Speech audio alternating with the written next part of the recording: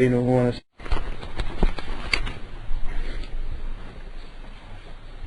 الحمد لله نحمده ونستعينه ونستغفره ونعوذ بالله من شرور أنفسنا وسيئات أعمالنا. من يهده الله فلا مضل له ومن يضلل فلا هادي له، وأشهد أن لا إله إلا الله وحده لا شريك له، وأشهد أن محمدا عبده ورسوله.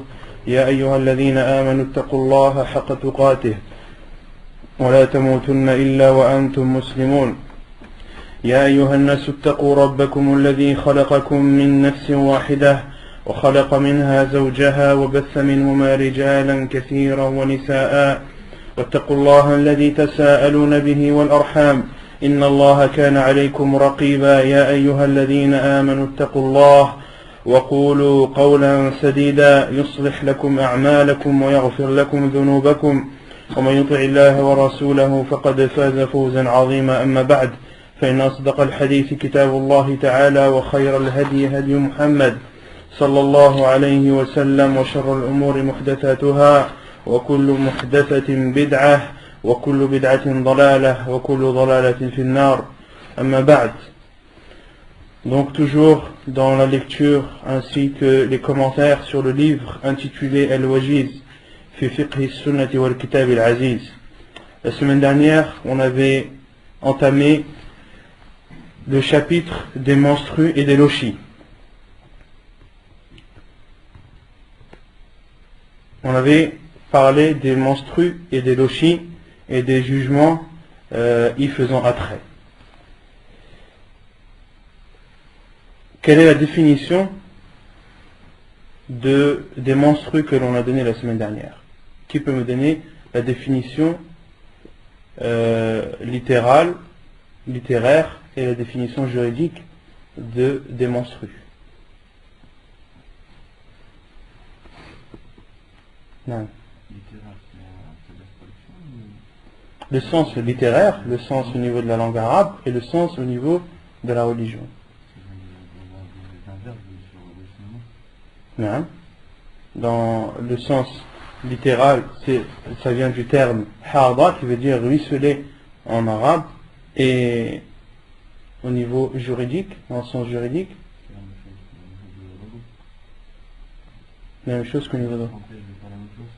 Non, une définition. Qu'est-ce que le sang des menstrues au niveau de la religion, au niveau islamique? C'est pas là. Non, ceux qui étaient là. Al-Qadr. C'est pas là. Marlene, tu étais là, toi. Les pères qui sentent que faire la femme de manière périodique. Et voilà.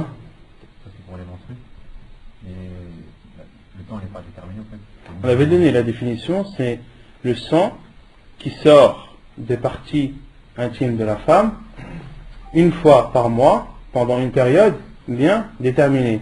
Et quand on donne une définition, c'est quelque chose de précis. D'accord? C'est le sang qui sort des parties intimes de la femme, donc le sang qui sort en dehors des parties n'est pas un sang des menstrues, qui sort chaque mois et qui sort pendant une période bien déterminée. Donc le sang qui sort de la femme en dehors de cette période bien déterminée n'est pas considéré comme un sang de menstru ou un sang de lochi. Non. C'est pas pareil. On avait dit que le sang des menstrues, c'est le sang des menstrues qui est connu, et le sang des lochis, c'est le sang qui sort de la femme après l'accouchement, et qui varie, qui n'a pas de minimum, mais dont le maximum est 40 jours. Dont le maximum est 40 jours.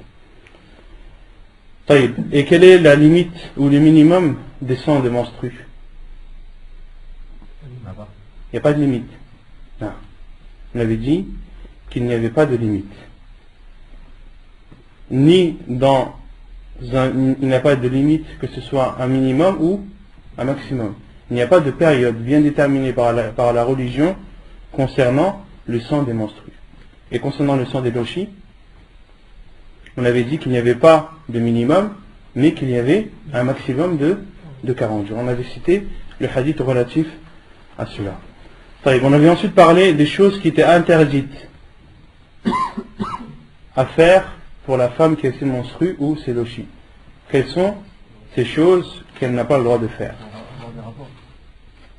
Avoir des rapports avec son mari. Non, la première, c'est que la femme n'a pas le droit de faire tout ce que une personne qui n'a pas ses ablutions n'a le droit de faire. D'accord? Une personne qui n'a pas ses ablutions, les choses qui lui sont interdites sont également interdites à la femme qui est ses menstrues. Et on avait dit qu'il y avait deux choses en plus qui sont interdites à la femme qui est ses menstrues. Quelles sont ces choses? On avait dit, donc le frère il a dit la première, ce qui est d'avoir des rapports avec son mari, et le second, as-sawm. La lecture du Coran, ça rentre dans le cadre de celui qui n'a pas ses ablutions. Et donc la deuxième chose qui distingue la femme qui est ses menstrues, les choses qu'elle n'a pas le droit de faire, c'est le jeûne. C'est le jeûne. Et on avait dit que la femme doit rattraper les jours de jeûne manqués et non les prières. Et non les prières. On avait aussi parlé de la mas'ala, quand est-ce qu'un homme a le droit d'avoir des rapports avec sa femme. Est-ce que c'est après l'arrêt du sang des menstrues, ou bien est-ce après l'arrêt du sang des menstrues, mais après que la femme ait fait al-ghusl? Qu'est-ce qu'on avait dit? Non. On avait cité le verset où Allah subhanahu wa ta'ala dit وَيَسْأَلُونَكَ عَنِ الْمَحِيضِ قُلْ هُوَ أَذًى فَاعْتَزِلُوا النِّسَاءَ فِي الْمَحِيضِ وَلَا تَقْرَبُوهُنَّ حَتَّى يَطْهُرْنَ فَإِذَا تَطَهَّرْنَ فَأْتُوهُنَّ مِنْ حَيْثُ أَمَرَكُمُ اللَّهُ. Allah subhanahu wa ta'ala dit dans le Coran, parlant à son prophète alayhi salam, et il t'interroge sur le sang des menstrues, قُلْ هُوَ أَذًى, dis c'est un mal. فَاعْتَزِلُوا النِّسَاءَ فِي الْمَحِيضِ, abstenez-vous ou éloignez-vous des femmes, ne les approchez pas, n'ayez pas de rapport avec elles. C'est ça que ça veut dire le sens du verset. C'est pas ne vous approchez pas, laissez la femme à 2 km, non. C'est-à-dire n'ayez pas de rapport avec elle. حَتَّى يَطْهُرْنَ, jusqu'à ce qu'elle soit pure. فَإِذَا تَطَهَّرْنَ, ici les savants ont dit, ça veut dire et lorsqu'elle a fait son ghusl. Et lorsqu'elle a fait son ghusl. فَإِذَا تَطَهَّرْنَ فَأْتُوهُنَّ مِنْ حَيْثُ أَمَرَكُمُ اللَّهُ. Et lorsqu'elles ont fait leur grand lavage, alors vous pouvez avoir des rapports selon les prescriptions d'Allah subhanahu wa ta'ala. Taïb. Quel est le jugement de celui qui a des rapports avec sa femme alors qu'elle est ses menstrues? Quel est le jugement? C'est pas la conséquence, le jugement.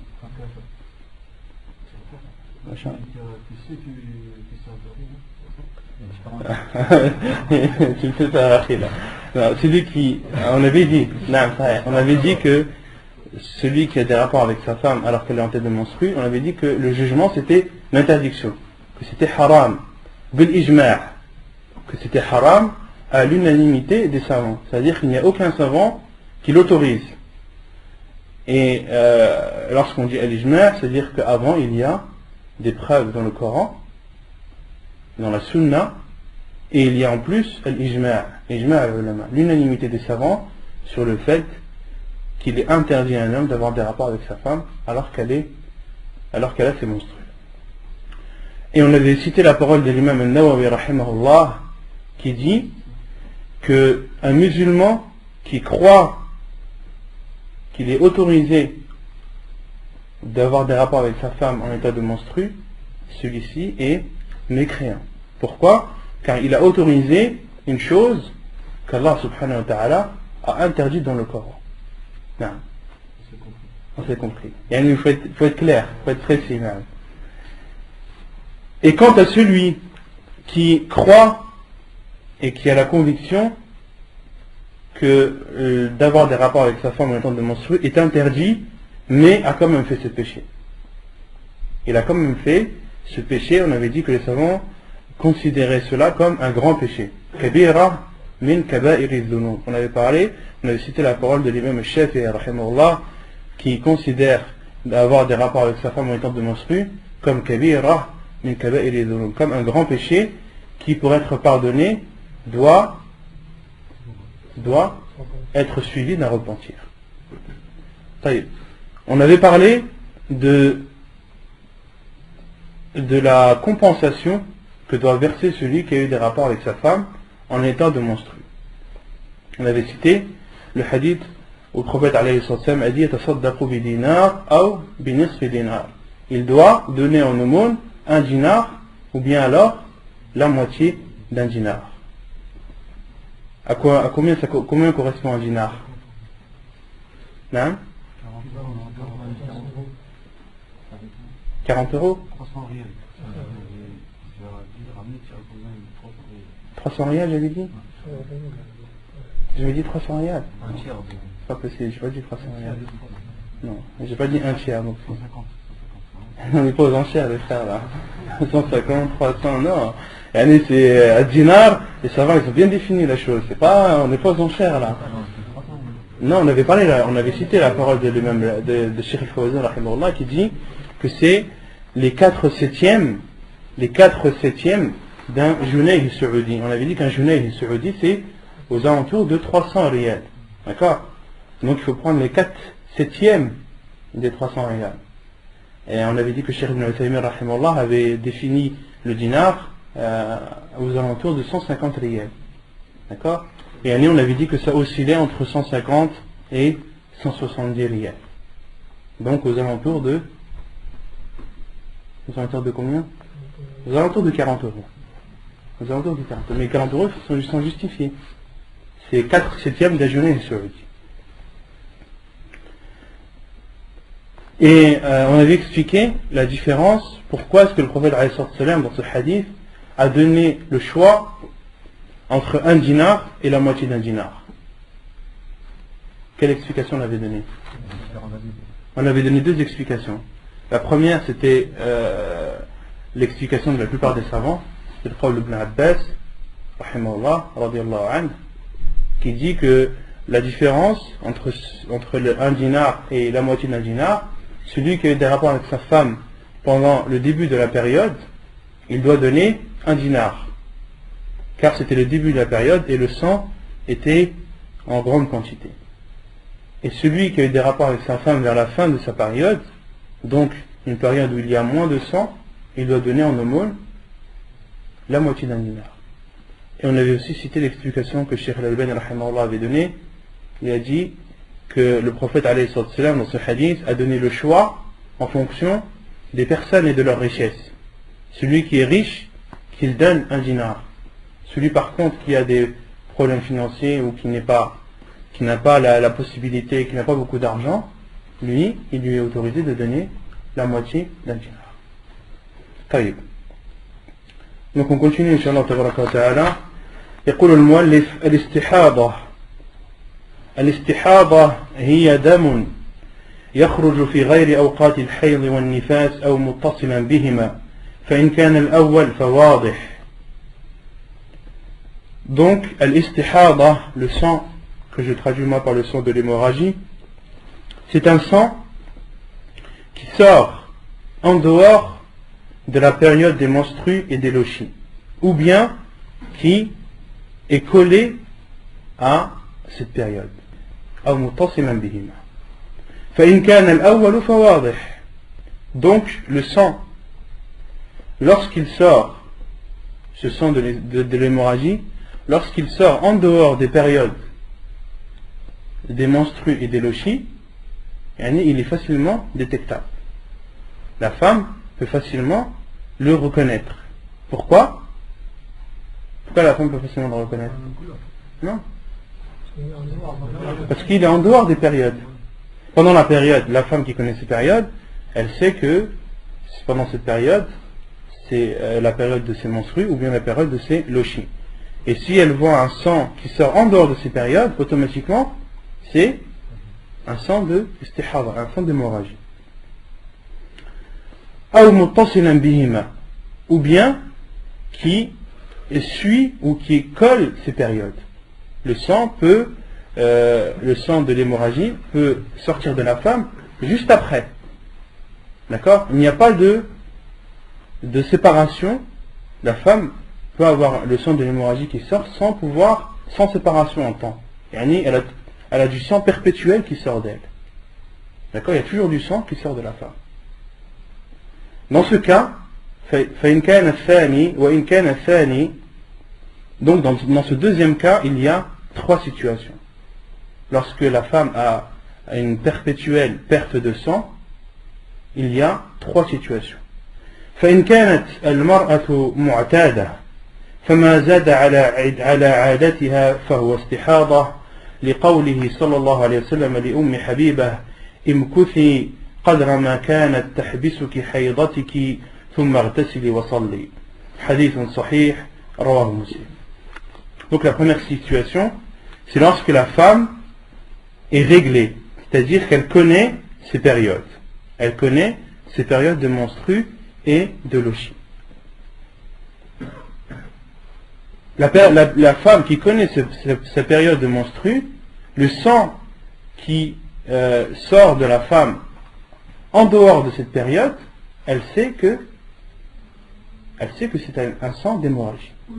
لقوله صلى الله عليه وسلم لأم حبيبة, la preuve est la parole du prophète alayhi salam lorsqu'il a dit à Habiba, abstiens-toi le temps que t'abstenais tes menstrues, puis lave-toi et prie. Donc le prophète alayhi salam a dit à Habiba qui avait dam al-istihada, le prophète alayhi salam lui dit de s'abstenir de prier, de jeûner, d'avoir des rapports avec son mari, d'accord, pendant la période de ses menstrues, et lorsqu'elle sait que sa période des menstrues elle est finie, mais que le sang continue à couler, le prophète lui a dit irtasili wa salli. Lorsque tu es convaincu que la période est terminée, le sang qui sort de toi, considère-le comme un sang d'hémorragie, puis lave-toi, fais al-irtisal et prie. Donc ça c'est la première situation. وإن كانت مميزة بين الدمين فالحيض هو الأسود المعروف وغيره استحاضة لقوله صلى الله عليه وسلم لفاطمة بنت أبي حبيش إذا كان دم الحيض فإنه أسود معروف فامسكي عن الصلاة فإذا كان الآخر فتوضئي فإنما هو عرق حديث صحيح رواه النسائي وأبو داود. La deuxième situation,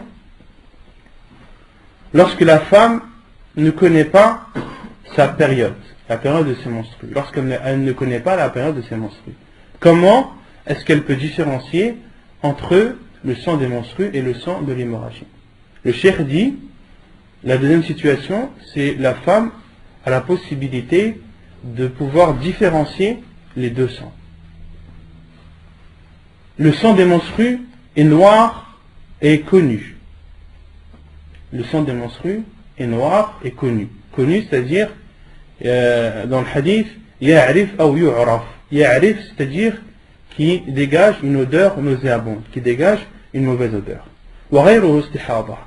Et l'autre sang qui sort et qui n'est pas noir, la femme doit le considérer comme étant un sang d'hémorragie. La preuve est le hadith du prophète lorsqu'il dit à Fatima bint Abi Hubaysh radiallahu anha, le prophète lui a dit إذا كان دم الحيض فإنه أسود معروف. Si c'est le sang des menstrues, c'est alors un sang noir et connu. Abstiens-toi alors de prier, et si c'est un autre sang, alors fais tes ablutions, car ce n'est qu'une hémorragie. Donc le prophète dans ce hadith a donné à Fatima bint Abi Hubaysh un repère et lui a dit que Damul Hayd, le sang des menstrues, est noir et connu. Et tout ce qui n'est pas le sang qui sort de toi, qui n'est pas noir et connu, d'accord, considère-le comme un sang d'hémorragie. Fatawadda'i fa innama huwa irqun. Fais alors tes ablutions, car ce n'est qu'une veine. Donc ça c'est la deuxième situation. La troisième, فإن بلغت مستحاضة ولا تستطيع التمييز رجعت إلى غالب عادة نسائها. Maintenant le cas, la troisième situation, une femme qui avant d'avoir atteint l'âge de la puberté avait déjà dam al-istihada, avait déjà le sang de l'hémorragie. Avant d'être pubère, autrement dit, elle n'a jamais connu ni la période de menstrue, ni le type de sang. D'accord? Les savants disent que cette femme qui a eu son sang d'hémorragie avant l'âge de la puberté, puis une fois l'âge de la puberté atteint, elle ne sait plus différencier les deux sangs, car elle ne connaît pas la période des menstrues et elle ne sait pas différencier entre les deux. Les savants disent qu'elle doit se comparer aux femmes de sa famille, aux femmes de son âge et de sa famille, et de considérer leur période de menstrues générale comme la tienne. رجعت إلى غالب عادة نسائها لقوله صلى الله عليه وسلم لحمنة بنت جحش إنما هذه ركضة من ركضات الشيطان فتحيضي 6 أيام أو 7 أيام في علم الله ثم اغتسلي حتى إذا رأيت أنك قد طهرت واستنقيت فصلي 24 ليلة أو 23 وأيامهن وصومي فإن ذلك يجزيك وكذلك فافعلي في كل شهر كما تحيض النساء وكما يطهرن لميقات حيضهن وطهرهن. حديث حسن رواه أبو داود والترمذي وابن ماجه. Donc la preuve est le hadith où le prophète alayhi salam a dit à Himna bint Jahsh, ceci est une incitation ou une impulsion du diable. فتحيضي 6 أيام أو 7 في علم الله. Considère alors 6 jours de menstrues ou bien alors 7 selon la science d'Allah. Puis fais ton grand lavage jusqu'à ce que tu vois que tu es pur et que tu accentues dans ton lavage. Prie alors 24 jours ou bien 23 jours et leur nuit. Puis jeûne, wasumi, et jeûne, yani pendant ces 23 et 24 jours. فإن ذلك يجزيك, cela te suffira. وكذلك فافعلي في كل شهر, et fais de même pendant chaque mois. كما تحيض النساء, comme les femmes ont leur menstrue. Donc dans ce hadith, les savants rahimahumullah en ont déduit qu'une femme qui n'a ni la possibilité de connaître la période de ses menstrues, ni la possibilité de différencier le sang des menstrues des sangs de l'hémorragie, de regarder les femmes de son âge, les femmes de sa famille de préférence, de regarder leur période de menstrues et de prendre cette même période. Car le prophète alayhi salam a dit à Himna bint Jahsh de considérer 6 jours ou 7 jours comme période de menstrues. Puis le prophète alayhi salam lui a dit de se laver et ensuite de prier 24 ou 23 jours et de jeûner pendant ces 24 et 23 jours. Si c'est soit c'est un jeûne surrogatoire ou bien le jeûne du Ramadan. Et ensuite de faire cela chaque mois comme le font les femmes. Yani les femmes au temps du prophète alayhi salam, la période de leur menstrue était d'à peu près 6 ou 7 jours. 6 ou 7 jours. C'est pour ça que le prophète alayhi salam lui a dit فتحيضي 6 أيام أو 7 أيام في علم الله. Donc ça c'était les 3 situations concernant la femme et le sang de l'hémorragie. Ahkam al-mustahada, les jugements relatifs à la femme qui a le sang des hémorragies. لا يحرم على المستحاضة شيء مما يحرم بالحيض إلا أنه يلزمها الوضوء لكل صلاة لقوله صلى الله عليه وسلم لفاطمة بنت أبي حبيش ثم توضئي لكل صلاة. حديث صحيح رواه أبو داود وابن ماجه. Donc, les jugements concernant la femme qui a le sang d'hémorragie, il n'est pas interdit à la femme qui a le sang d'hémorragie ce qui est interdit à la femme qui a ses menstrues. Autrement dit, une femme qui a le sang d'hémorragie, est-ce qu'elle a le droit de prier? Est-ce qu'elle a le droit de jeûner? Est-ce qu'elle a le droit d'avoir des rapports avec son mari? Non. إلا أنه يلزمها الوضوء لكل صلاة. Sauf que cette femme qui a le sang d'hémorragie doit faire ses ablutions avant chaque prière. La preuve est le hadith du prophète alayhi salam lorsqu'il a dit à Fatima bint Abi Hubaysh ثم توضئي لكل صلاة. Puis fais tes ablutions avant chaque prière. Puis fais tes ablutions avant chaque prière. Ces ablutions sont surérogatoires ou obligatoires? Obligatoires. ويسن لها الغسل لكل صلاة كما مر في الأغسال المستحبة. Et il est également légiféré à la femme de faire al-ghusl, le grand lavage, avant chaque prière, comme cela a été vu précédemment. Qu'est-ce qu'on a vu précédemment? Non.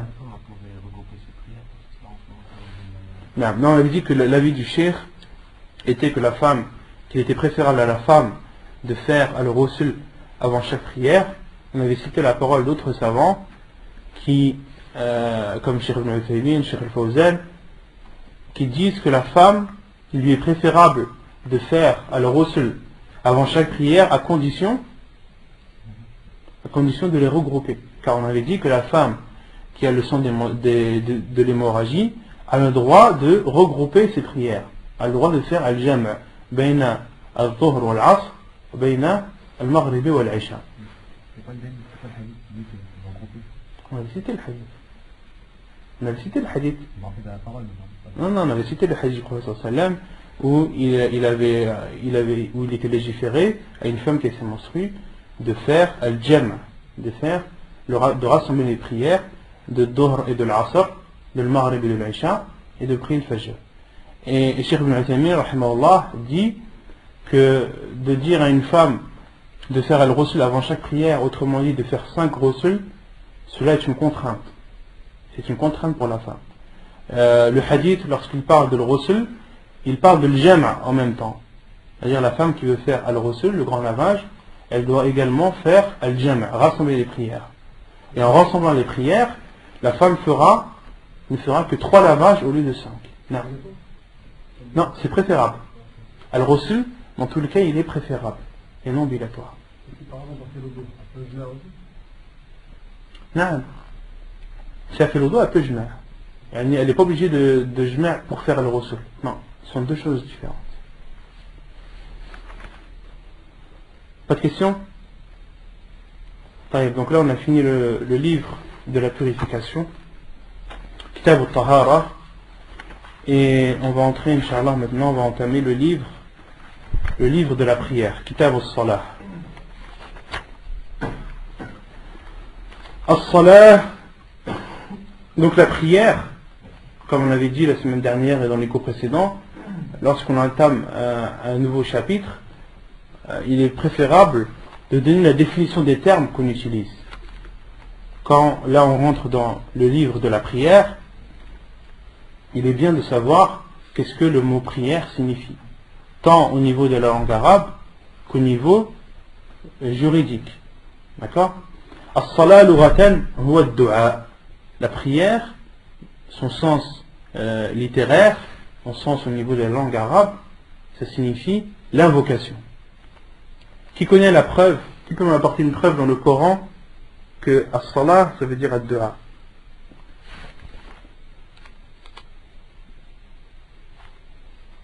Il y a un verset que tout le monde connaît.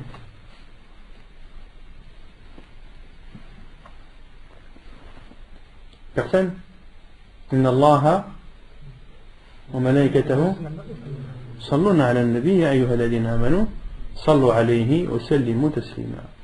والله سبحانه وتعالى dit إن الله وملائكته يصلون على النبي يا أيها الذين آمنوا صلوا عليه وسلموا تسليما. Ô vous qui avez cru, صلوا عليه, priez sur lui, c'est-à-dire invoquez pour lui. وسلموا تسليما, et saluez-le de la meilleure des façons. Il y a un autre verset où Allah subhanahu wa ta'ala cite le mot salah comme dans le sens de dua, où Allah subhanahu wa ta'ala dit à son prophète alayhi salam, خذ من أموالهم صدقة تطهرهم وتزكيهم بها وصل عليهم. Allah subhanahu wa ta'ala dit à son prophète alayhi salam, خذ من أموالهم, prends de leur argent. Argent de qui? Des riches. خذ من أموالهم صدقة تطهرهم. Prends de leur argent une aumône qui les purifiera.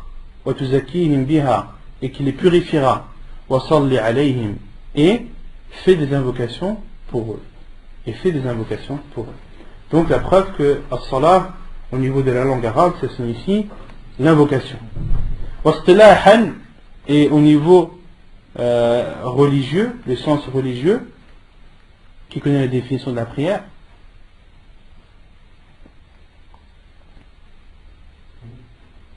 Et il vous dit la prière, c'est quoi la prière?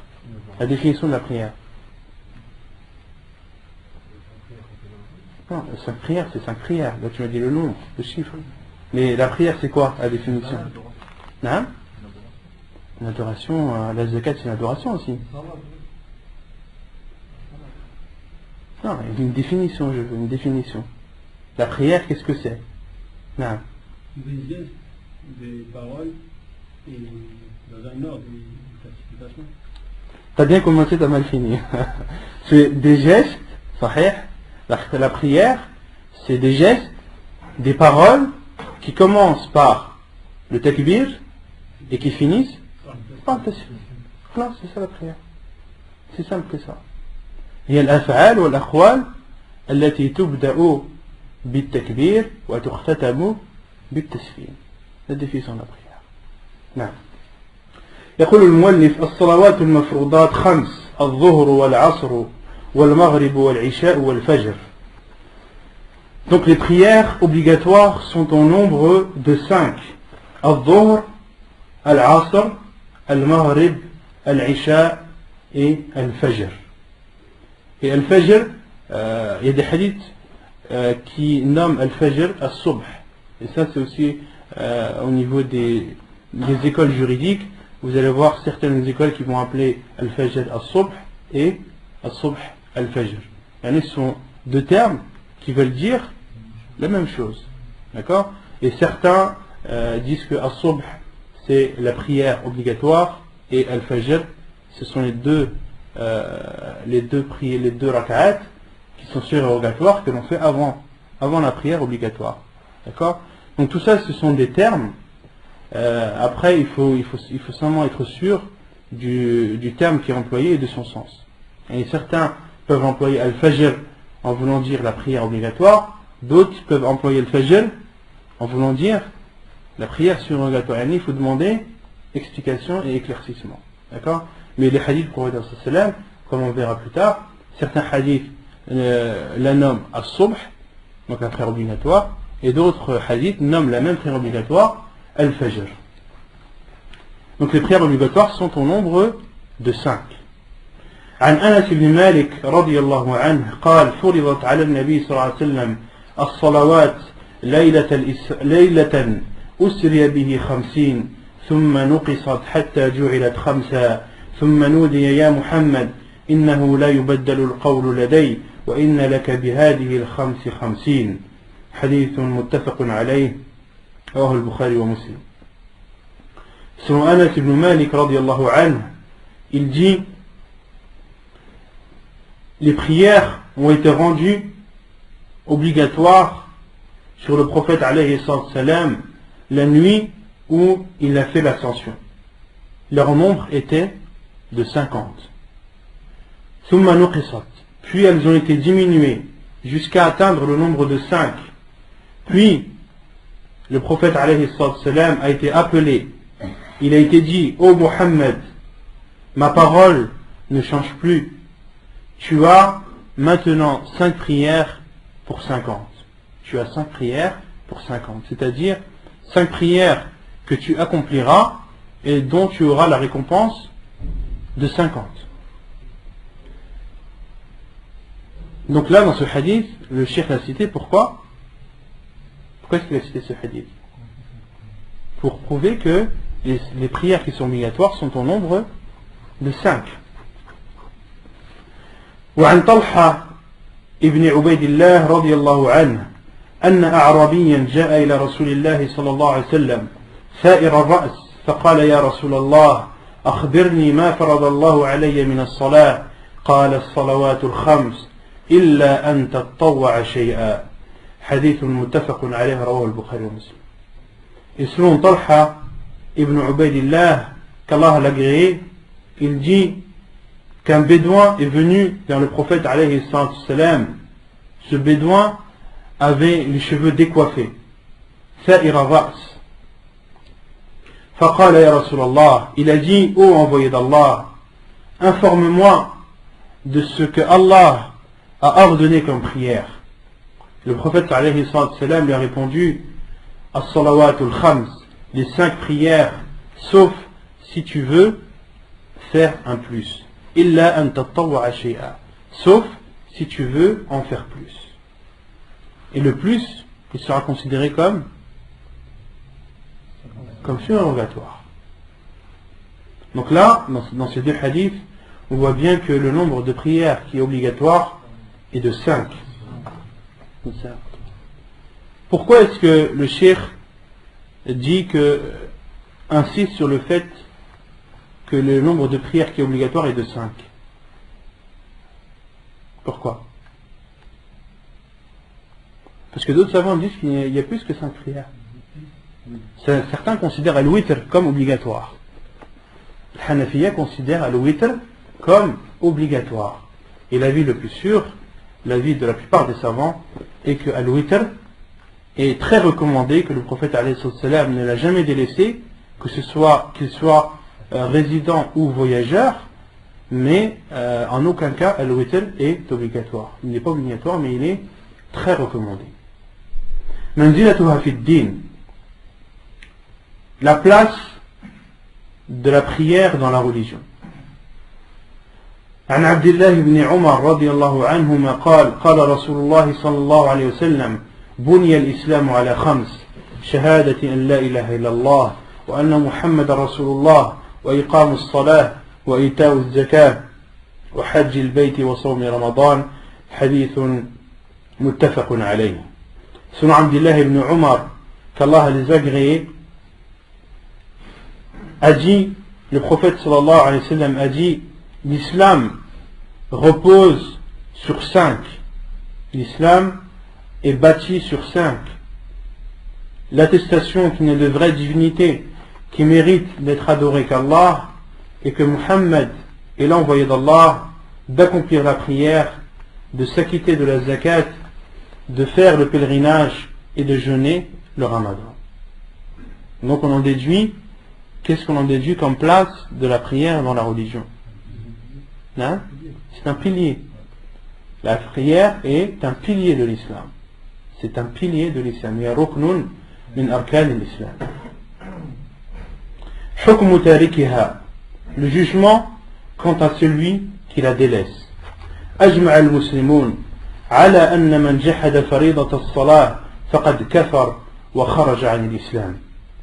Les musulmans et les savants à l'unanimité sont unanimes sur le fait que celui qui nie l'obligation d'accomplir la prière devient alors mécréant et sort de l'islam.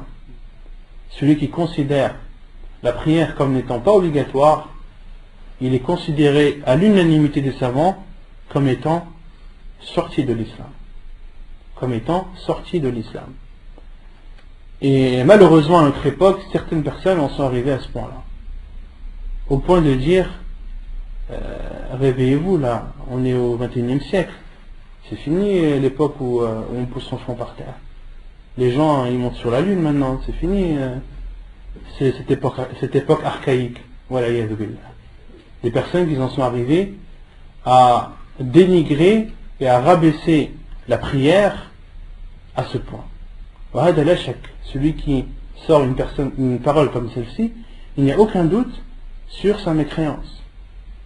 Il n'y a aucun doute sur sa mécréance. Allah subhanahu wa ta'ala a ordonné la prière à son prophète alayhi salam au-dessus des 7 cieux. La seule adoration qui a été ordonnée au prophète alayhi salam directement au-dessus des 7 cieux, c'est quoi? C'est la prière. La seule adoration qui ne peut pas être compensée par une autre, c'est laquelle? Salat. Celui qui est malade, celui par exemple qui est pauvre, est-ce que la zakat lui est obligatoire? Non. Celui qui est malade, est-ce que le jeûne lui est obligatoire? Celui qui ne peut pas jeûner, qu'est-ce qu'il fait? Il nourrit un pauvre. D'accord? Il y a une compensation. Celui qui n'a pas les moyens d'aller au pèlerinage, est-ce qu'il y a une compensation derrière? Non. Par contre, la prière. Celui qui a un souffle de vie, qui a sa raison, il doit faire sa prière.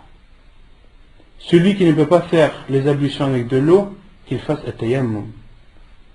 Celui qui ne peut faire ni les ablutions, ni at-tayammum, qu'il prie sans ablution. Celui qui peut prier debout, il doit prier debout.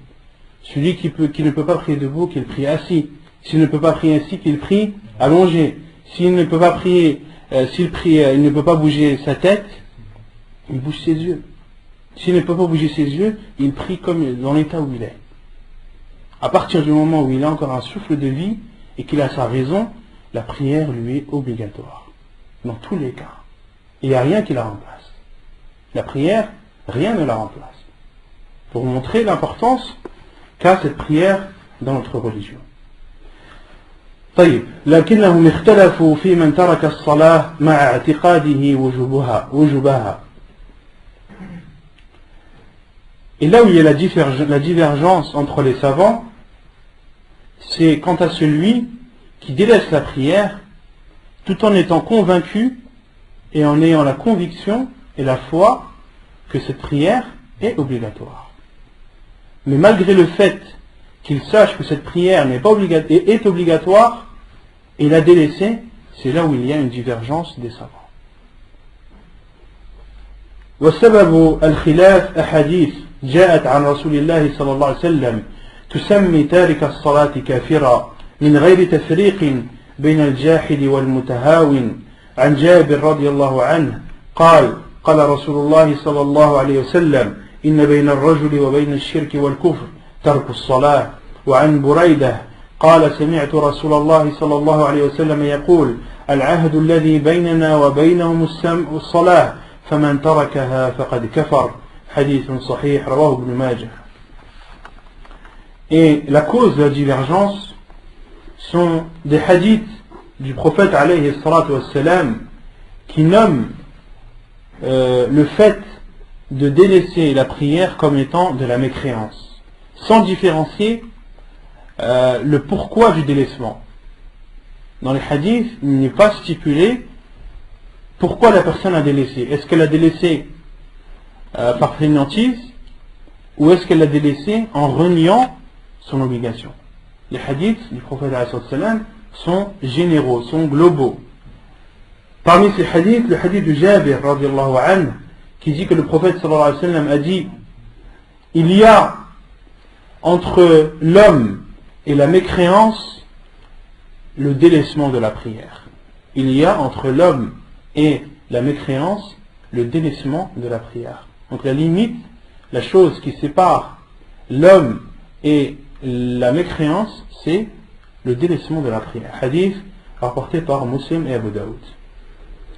Et le second hadith, hadith Buraïda, qui dit j'ai entendu le prophète sallallahu alayhi wa sallam a dit dire le pacte qu'il y a entre nous et eux, c'est-à-dire entre nous et les mécréants, la prière. Le pacte qu'il y a entre nous et eux est la prière. Celui qui la délaisse a alors mécru. Celui qui la délaisse a alors mécru. لكن الراجح من أقوال العلماء أن المراد بالكفر هنا الكفر الأصغر الذي لا يخرج من الملة جمعا بين هذه الأحاديث وأحاديث أخر. Et ensuite le cheikh dit mais l'avis le plus fort, l'avis le plus probable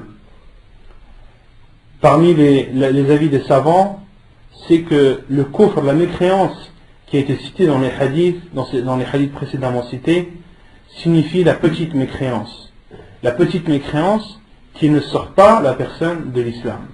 Et ceci en rassemblant les hadiths du prophète alayhi salam qui ont été précédemment cités avec d'autres hadiths. Donc les savants qui considèrent que celui qui délaisse la prière est un mécréant, leur preuve ce sont les hadiths qu'on a cités auparavant. La différence qu'il y a entre un homme et la mécréance, c'est le délaissement de la prière. Et l'autre hadith du prophète alayhi salam, le pacte qu'il y a entre nous et eux, et le délaissement de la prière, celui qui la délaisse a alors mécru. Non. Et le cheikh dit, mais l'avis le plus probable, le plus fort, c'est que la mécréance qui a été citée dans les hadiths est une petite mécréance et non une grande mécréance. Est-ce que vous connaissez des hadiths du prophète sallam où le terme mécréance a été cité, mais il signifie la petite mécréance et non la grande? Non.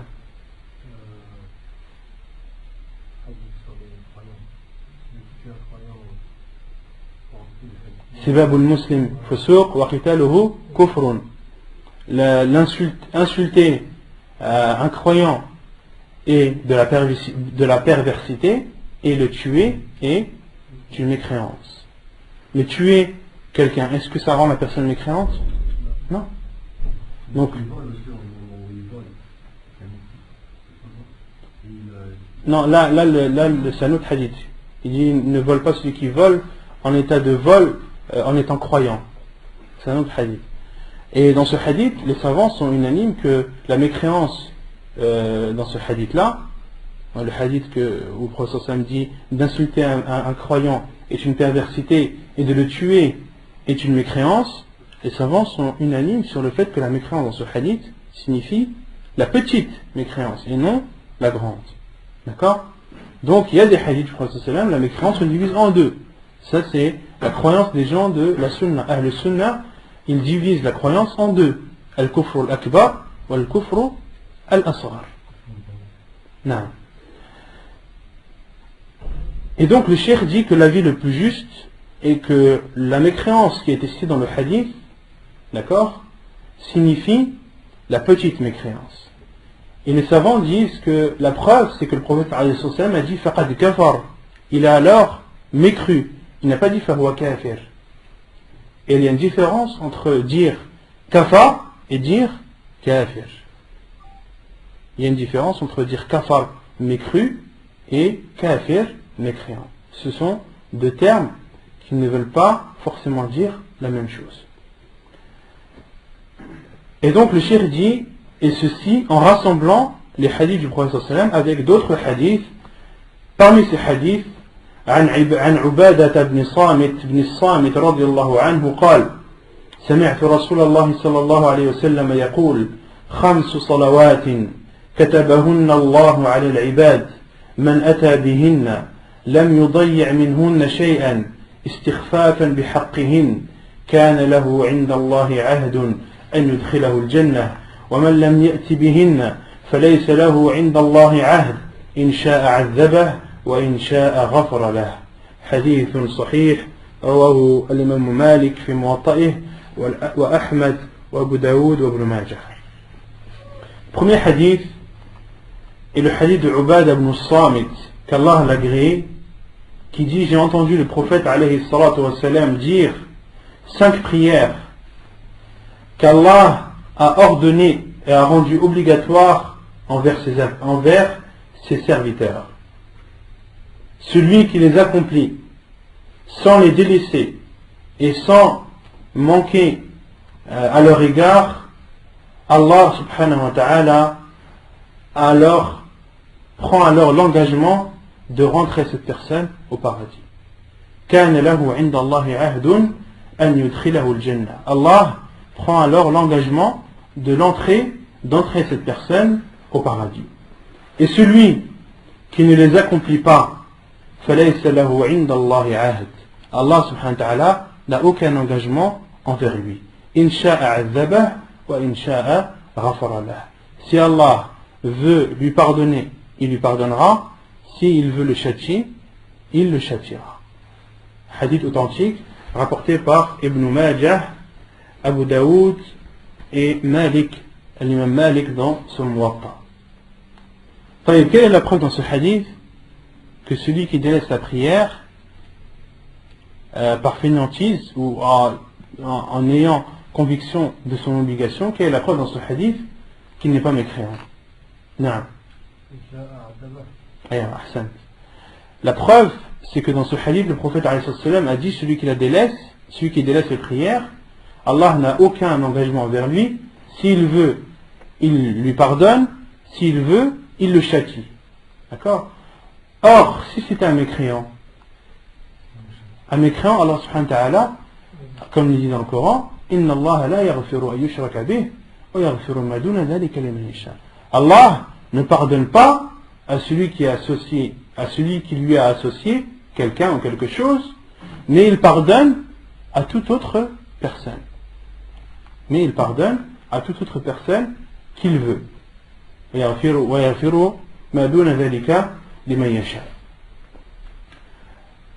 Donc, le mécréant, lorsqu'il meurt en étant mécréant, Allah subhanahu wa ta'ala ne lui pardonnera pas. Donc, il n'a pas de possibilité. Il n'y a pas de possibilité qu'Allah subhanahu wa ta'ala lui pardonne. D'accord? À partir du moment où une personne, lorsqu'elle meurt, il y a possibilité qu'elle soit pardonnée, possibilité qu'elle soit châtiée, c'est-à-dire que cette personne n'est pas mécréante. Et c'est ce que dit le cheikh juste après. فَلَمَّا رَدَّ رَسُولُ اللَّهِ صَلَى اللَّهُ عَلَيْهِ وسلم أَمْرَ مَنْ لَمْ يَأْتِ بِهِنَّ إِلَى مَشِيئَةِ اللَّهِ عَلِمْنَا أَنَّ تَرْكَهُنَّ دُونَ الْكُفْرِ وَالشِّرْكِ لِقَوْلِهِ تَعَالَى إِنَّ اللَّهَ لَا يَغْفِرُ أَنْ يُشْرَكَ بِهِ وَيَغْفِرُ مَا دُونَ ذَلِكَ لِمَنْ يَشَاءُ. Et donc le cheikh dit, et le prophète alayhi salam, lorsqu'il a considéré celui qui a délaissé la prière comme étant sous la volonté d'Allah, c'est-à-dire soit Allah le pardonne ou soit il le châtie, nous avons alors su que celui qui les délaisse n'est pas un mécréant. La preuve est la parole d'Allah subhanahu wa ta'ala. Allah ne pardonne pas à celui qui lui associe quelque chose ou quelqu'un, mais il pardonne à toute autre personne qu'il veut.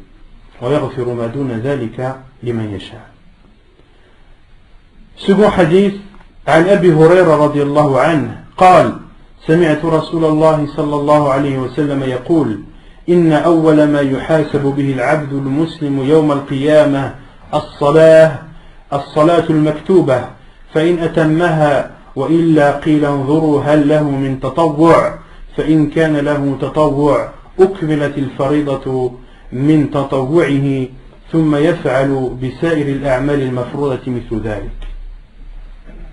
حديث صحيح رواه ابن ماجه والترمذي والنسائي. Un autre hadith, le hadith d'Abu Huraira radiallahu anhu, qui dit, j'ai entendu le prophète alayhi salatu wassalam dire, la première chose par laquelle le serviteur musulman sera jugé le jour du jugement sera la prière obligatoire, as-salatul maktuba. Si il l'a bien accompli, sinon on dira, regardez s'il a des prières surérogatoires. S'il a alors des prières surérogatoires, complétez alors ces prières obligatoires et il sera fait ainsi avec chaque acte obligatoire similaire. Donc dans ce hadith, le prophète alayhi salam nous dit que la première chose par laquelle nous serons jugés le jour du jugement sera la prière. La prière obligatoire. Si la prière obligatoire était complète, c'est-à-dire qu'elle a été faite avec sincérité et conformément à la sunna du prophète alayhi salam, dans ce cas, on passera au jugement des autres actes. Mais si cette prière obligatoire n'est pas complète, il sera dit, Allah subhanahu wa ta'ala dira aux anges de regarder est-ce qu'il y a des prières surérogatoires que cette personne a faites qui pourront compenser le manque de ses prières obligatoires. D'accord? Et il sera fait ainsi avec tous les actes. Il sera fait ainsi avec tous les actes. D'accord? Comme le jeûne par exemple. Le jeûne obligatoire, s'il n'était pas complet, Allah subhanahu wa ta'ala demandera à ce qu'on regarde son jeûne surrogatoire pour qu'il vienne compléter le manque du jeûne obligatoire. Ainsi de suite avec tous les actes. Quelle est la preuve dans ce hadith que celui qui délaisse la prière n'est pas un mécréant?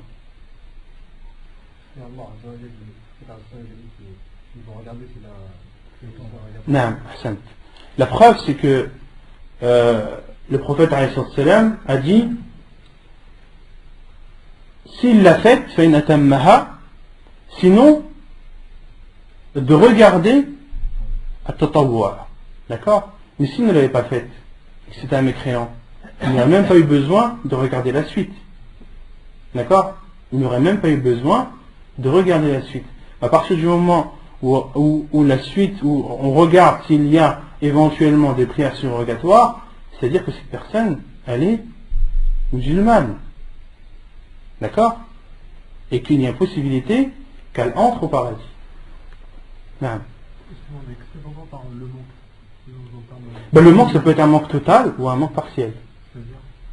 Soit la personne ne la fait pas, d'accord, ou soit la personne l'a faite ou ne l'a pas faite entièrement. On a fait 2 prières par jour, 3 prières par jour, d'accord. Le manque après, il est relatif, ça dépend. Ça peut être un manque total comme un manque partiel. Est-ce que ici c'est par rapport à des choses qu'on devait faire, par exemple sur la prière et qu'on n'a pas fait? Ça peut être aussi en rapport à ça. Ça peut être un manque de khushu', ça peut être un manque au niveau des arcanes, des piliers de la prière. Comme de faire un ruku' comme il se doit, de faire un sujoud comme il se doit. Non, ça se fait compléter par des prières surrogatoires. Et c'est là où on répond aussi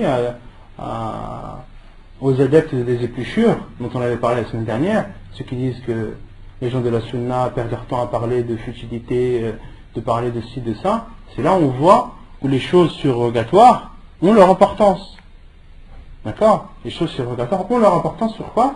Parce que Yawm al-Qiyamah, elles nous serviront à compléter les manques qu'on a eu dans nos adorations et dans nos œuvres obligatoires. Non.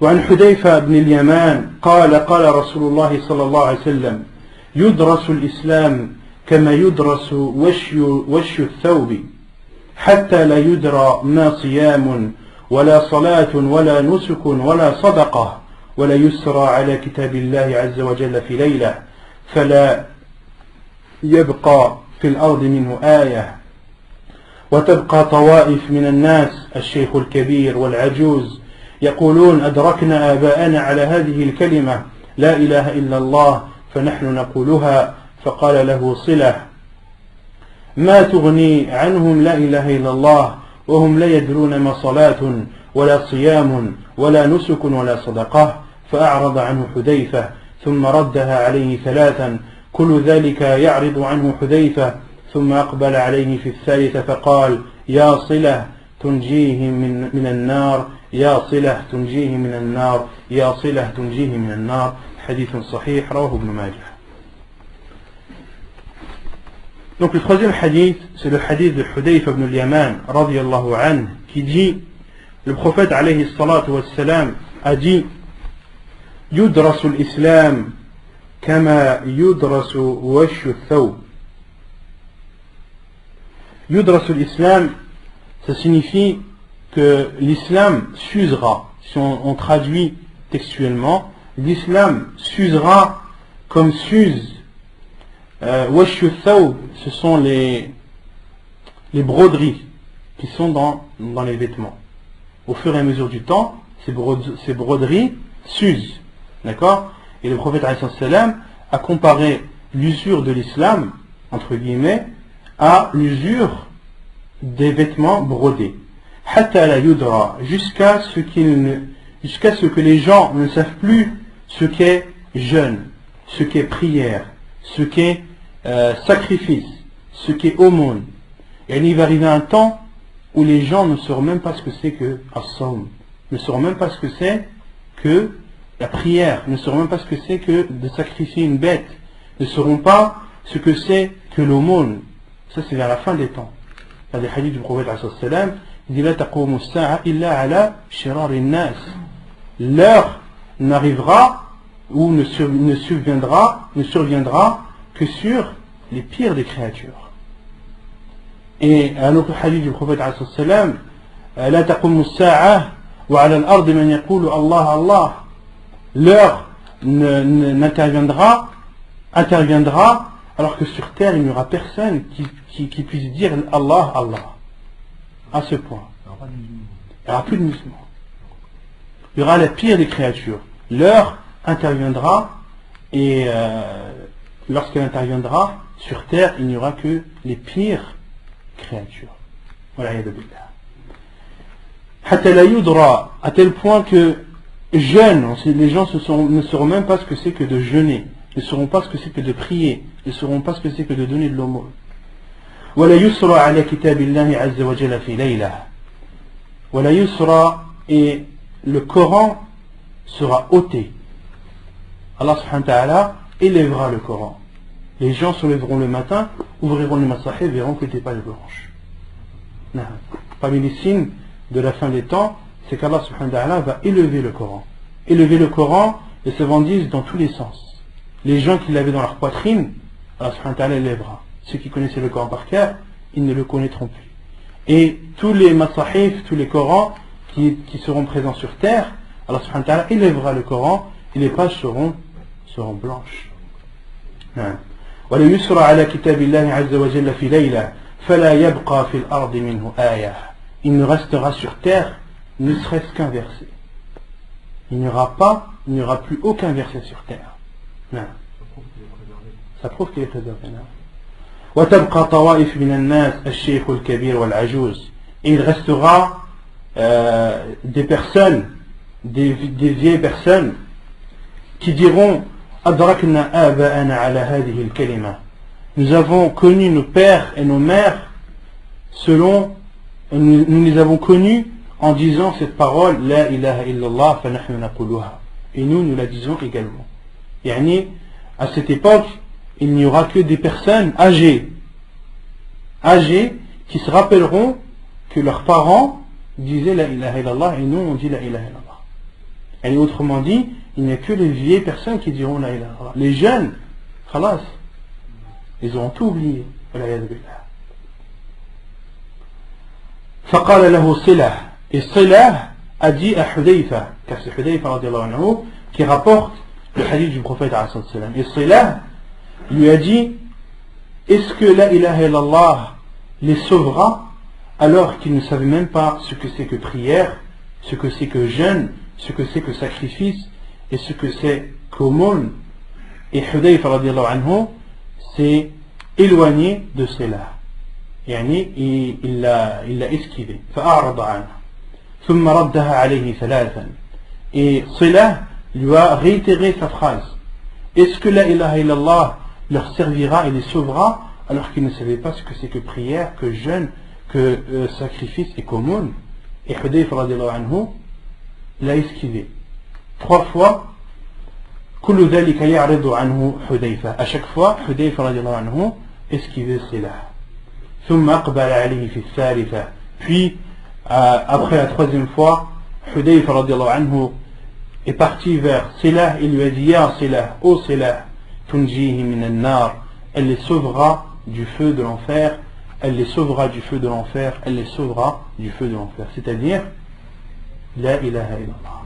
La ilaha illallah les sauvera de l'enfer. Autrement dit, ils seront musulmans même s'ils n'ont pas fait la prière. Même s'ils n'ont pas fait la prière. Et ça, c'est un hadith que utilisent les savants qui rendent celui qui délaisse la prière musulman. Comme Cheikh Al-Albani rahimahullah. Il rend ce hadith authentique.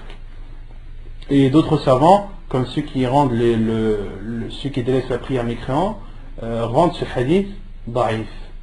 Rendent ce hadith faible. Et Cheikh Al-Albani rahimahullah leur a répondu avec les preuves que ce hadith n'est pas faible, mais au contraire il est authentique. Un autre hadith que Cheikh Al-Albani rahimahullah utilise, c'est le hadith de l'bitaqa qu'on avait vu dans les cours précédents, le hadith de la carte. Vous connaissez le hadith de la carte? Celui qui viendra le jour du jugement alors qu'il n'aura accompli aucun bien. Et tous ces actes, tous ces péchés seront mis d'un côté de la balance et il sera sorti une carte que l'on mettra, qui sera mise sur l'autre plateau de la balance, et cette carte sera plus lourde que tous les péchés de la personne.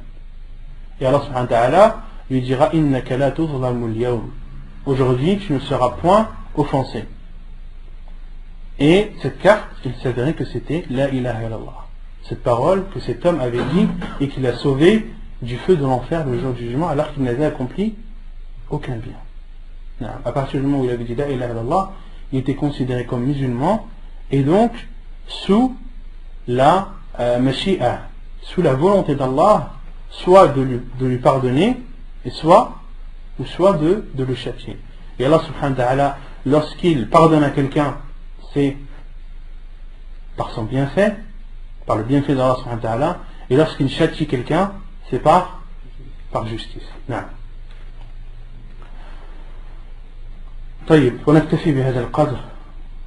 Donc on continuera Inch'Allah la semaine prochaine. وصلى الله وسلم وبارك على نبينا محمد وعلى آله وصحبه أجمعين وآخر دعوانا أن الحمد لله رب العالمين.